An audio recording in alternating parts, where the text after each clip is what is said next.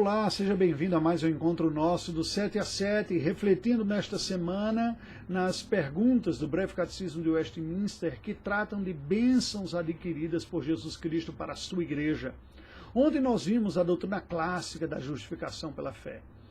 O texto bíblico nos diz que justificados, pois, mediante a fé, temos paz com Deus por intermédio de nosso Senhor Jesus Cristo. Hoje nós vamos ver uma outra bênção, que fala não apenas da nossa condição judicial, a nossa condição legal diante do tribunal de Deus, o que é definido pela doutrina da justificação.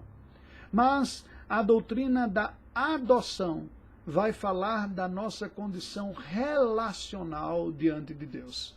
Se a da justificação nos mostra a nossa condição perante o tribunal de Deus de absolvido, alguém cuja culpa foi removida porque um outro pagou no nosso lugar.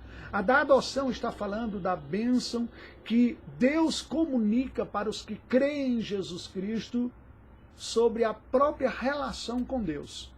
Nós conhecemos a adoção a partir da realidade experimentada pelas famílias, por famílias humanas, ou mesmo no reino animal.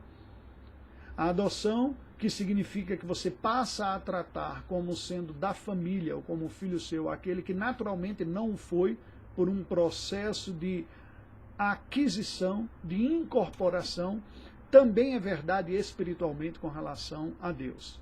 Aliás, é este precisamente o sentido original de sermos considerados filhos de Deus. Porque somos filhos do nosso pai, de nossa mãe, somos filhos de pecadores e somos pecadores. A nossa natureza é diferente da de Deus, nós somos outro ser, somos criaturas enquanto Ele é criador, e a nossa condição moral também é diferente de Deus. Deus é santo, infinito e perfeito. Nós somos pecadores, ainda que transformados e regenerados pela vocação eficaz. Mas ainda somos imperfeitos. Ainda assim, Deus nos recebe como parte da sua família. O que isto significa? Olhe como o Catecismo trata sobre essa questão. Pergunta de número 34. O que é adoção? Resposta. Adoção é um ato livre da graça de Deus, pelo qual somos recebidos no número dos filhos de Deus e temos direito a todos os seus privilégios. Esta imagem é fortemente esclarecida ou ilustrada pela própria adoção familiar. Há um reflexo na adoção familiar desta teologia ou desta doutrina, deste ensino essencial do cristianismo. Porque a palavra de Deus nos diz que, por natureza, nós éramos filhos da ira. Paulo, escrevendo aos Efésios, diz assim: entretanto, Deus, ao regenerar, ao perdoar os pecados, produz uma graça dupla. A primeira da própria adoção, que é fazer de pecadores gente da sua intimidade, do seu convívio, gente restaurada no relacionamento com Deus, que agora goza de uma nova realidade com Deus, próxima, de comunhão. Mas também, junto com isso, ele opera uma graça de começar a operar em nós uma transformação da nossa própria natureza para que fique semelhante nos aspectos morais à natureza de Deus. Não essencialmente ontologicamente, porque continuaremos sendo criaturas, porém criaturas que experimentam o próprio Deus e a santificação de Deus na vida, mas é a graça que nós vamos ver amanhã.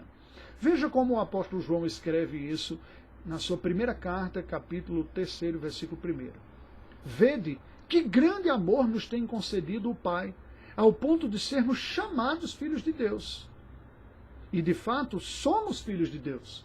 Nós não apenas somos chamados, nós somos adotados por Deus como seus filhos.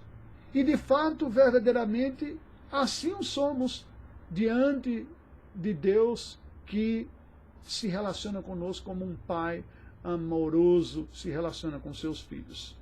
Somos filhos de Deus. Por esta razão o mundo não nos conhece, porquanto não conheceu a Ele mesmo. O mesmo João, escrevendo no Evangelho, capítulo 1, fala sobre isso também quando diz, João capítulo 1, versículos 11 e 12, veio para que era seu, mas os seus não o receberam. Mas a todos quantos o receberam, deu-lhes o poder de serem feitos filhos de Deus, a saber, aos que creem no seu nome. De novo, o mecanismo designado por Deus para que aqueles que têm a operação da vocação eficaz produzida na vida experimentem estas bênçãos é a fé. É pela fé que nós somos justificados, é um instrumento, veja, não é uma virtude inerente à fé, mas é uma instrumentalidade, é um instrumento que Deus designou para receber estas bênçãos. Quando cremos no Evangelho em Cristo, somos justificados. Quando cremos no Evangelho em Cristo como nosso Senhor e Salvador, exclusivamente Ele, somos adotados como os filhos de Deus.